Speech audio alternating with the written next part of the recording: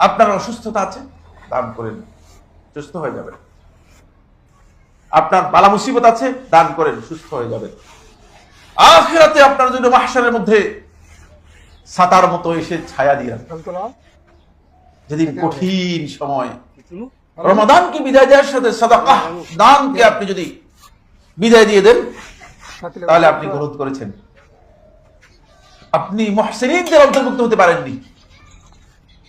যারা তাকওয়ার মানে উত্তীর্ণ হয়ে তাকওয়ার একটি হাই গ্রেডে চলে গিয়েছে, ইহসানের গ্রেডে চলে গিয়েছে, ওই গ্রেডে ওই মর্যাদা আপনি উত্তীর্ণ হতে পারেননি।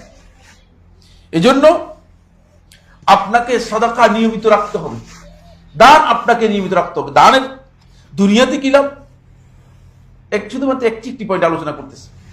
দুনিয়াতে লাভ হচ্ছে আপনার অসুস্থতা এবং বালা মুসিবত সবগুলোকে প্রটেক্ট করুন। হাদিস, সবগুলো হাদিস রয়েছে, সময়ের কারণে বলছি না। আপনার অসুস্থতা আছে, দান করেন, সুস্থ হয়ে যাবে।